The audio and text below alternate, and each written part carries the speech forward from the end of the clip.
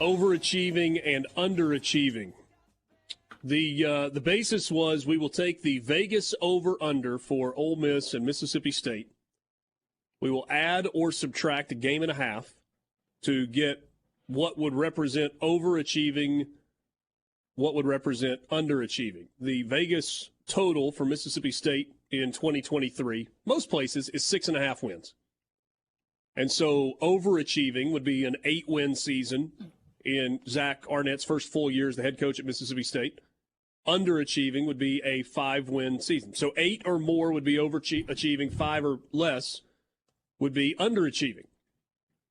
And the idea that Borky came up with yesterday was give me 3 reasons why they overachieve this year, 3 reasons why they underachieve this year, if they hit 8 or more or 5 or less.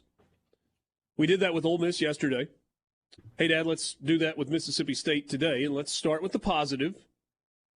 If Mississippi State overachieves in 2013, these are the 3 reasons why. All of their new starters in the secondary hit. I got to start there because that's where you have the most questions on the entire team, in my opinion. You know, you got to replace Emmanuel Forbes, who was a first-round pick, but you're also replacing 3 starting safeties: Jackie Matthews, Jalen Green, and Colin Duncan, all gone. Now, you've hit the portal really hard the past few years for guys in the secondary, and so those guys are going to have to step up. But when you look at State's roster, you know what you've got with Rogers, with Marks. You know, they've got depth at receiver. They returned 4 starters on the offensive line. Crumity, Pickering, DeMonte Russell on the defensive line. Johnson and Watson on the line, or the linebackers are back. It's all about the secondary for Mississippi State. So if they aren't good there, they're going to struggle. So if their 8 wins are over, it means those guys like Corey Ellington, Jordan Morant, Kamari Rogers, Jacoby Albert, they all have to hit. Okay.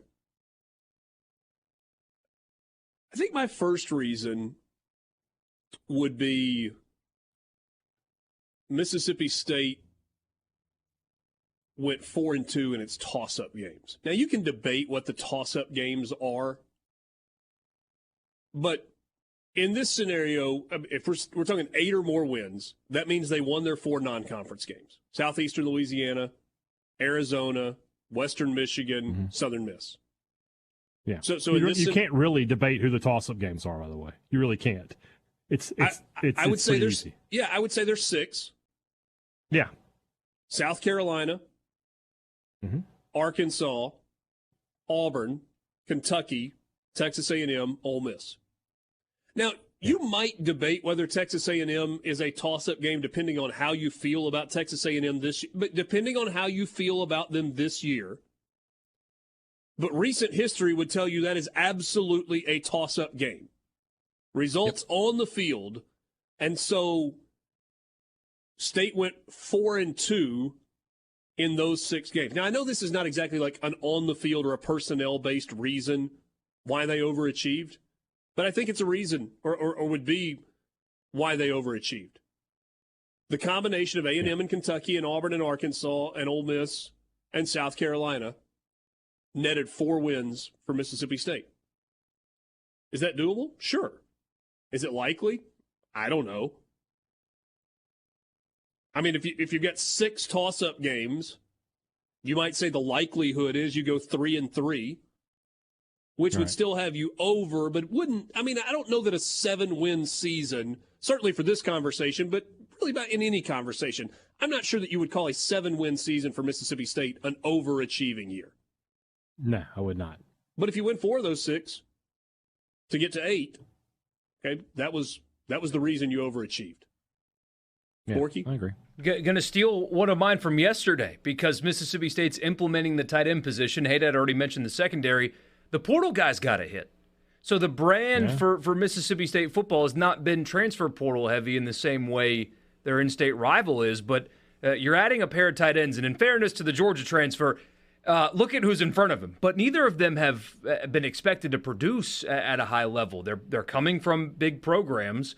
Again, one's coming from Georgia, and look at who's in front of him. Can you blame him for not playing much?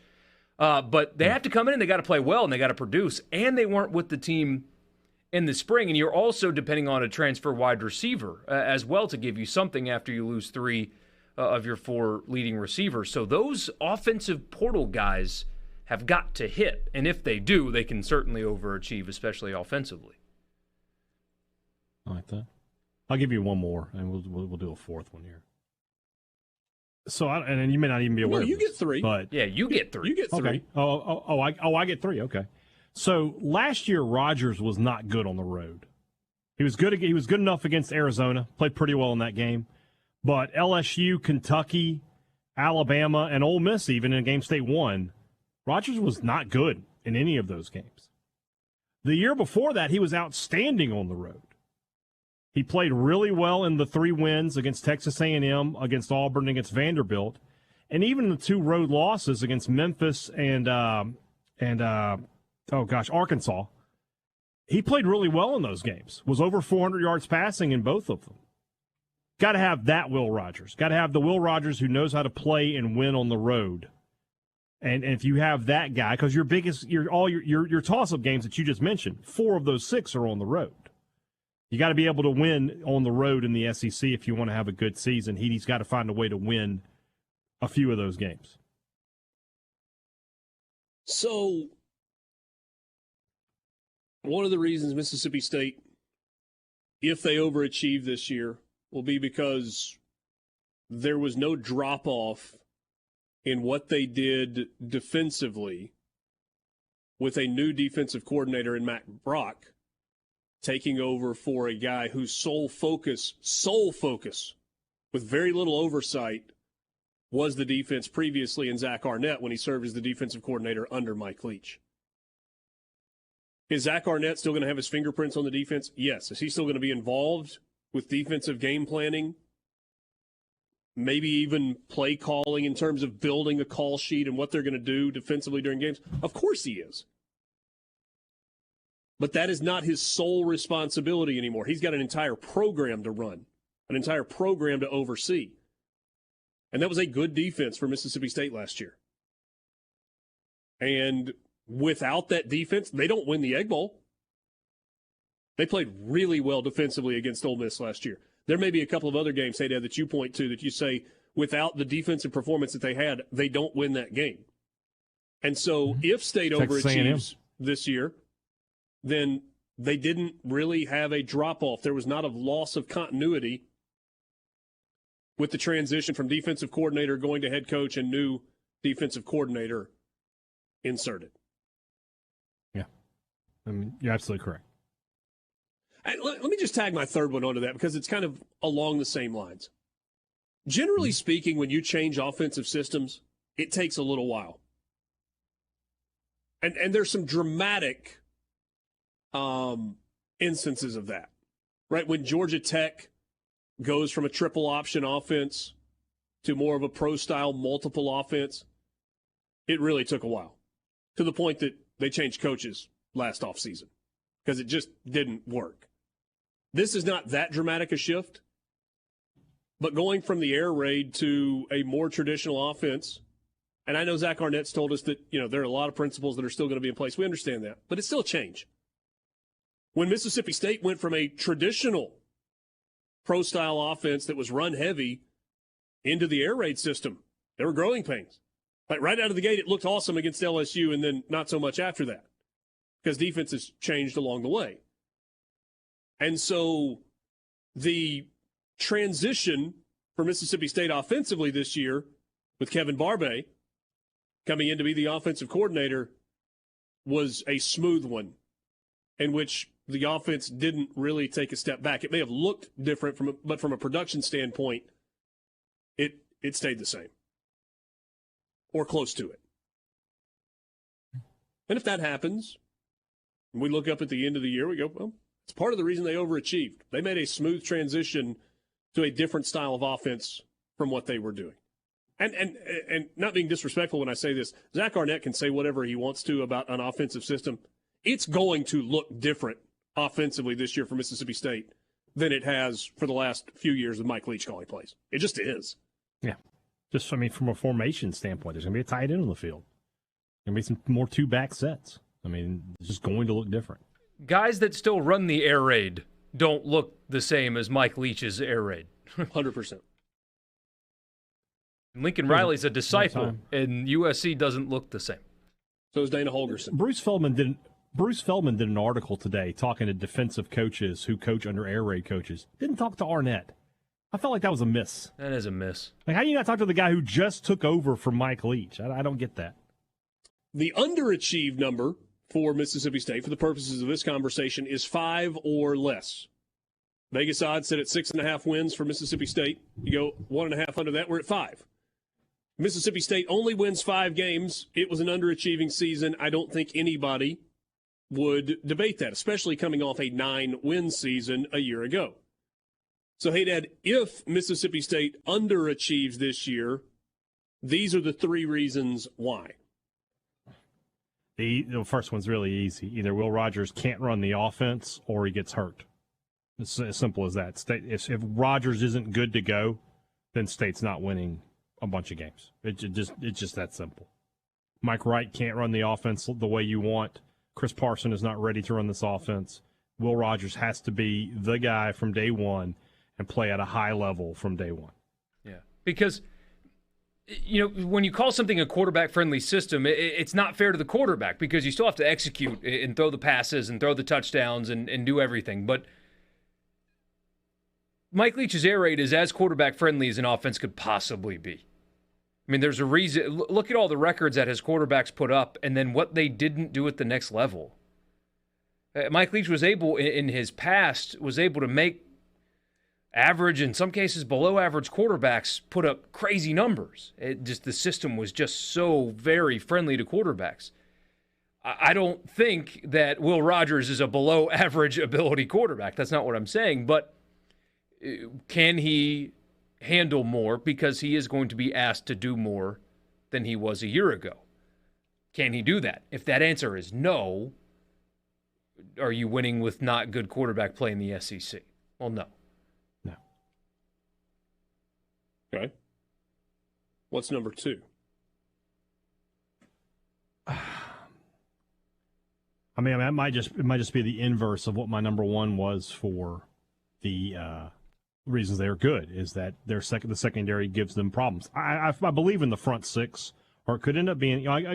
He said it might be a front 6 either way, but Arnett said he might look at a little more 4-2-5 this year than he has in years past, which is interesting. That's a guy. He's a 3-3-5 coach. We always talk about Leach being married to the air raid. You thought Arnett might be married to the 3-3-5.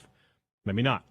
But if Kamari Rogers or Asias Ferge can't be, they don't have to be Emmanuel Forbes. They don't have to be a first-round pick, but they got to be somebody you can't pick on over there too.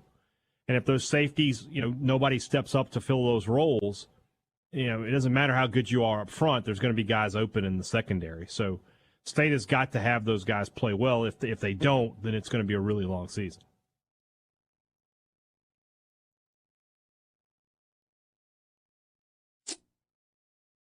Do those guys in the back end of the defense catch a little bit of a break or have a little bit more wiggle room because of what you think the front 6 or front 7 is going to be able to do?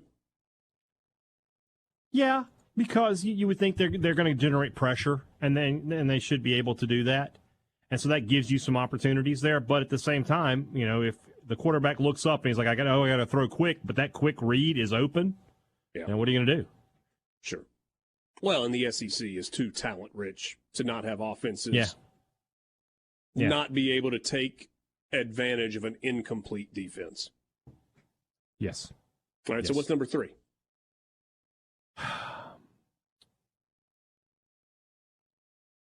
You look at the offensive line, they bring back 4 starters there. The only spot that the starter's not there is center. But Cole Smith has played center for Mississippi State, and it looks like he's going to regain that job and move back in from guard.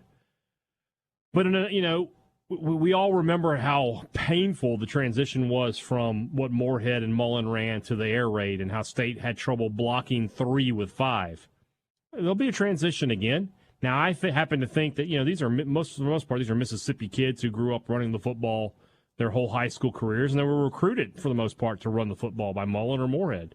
There's only a couple of guys that Leach recruited in here.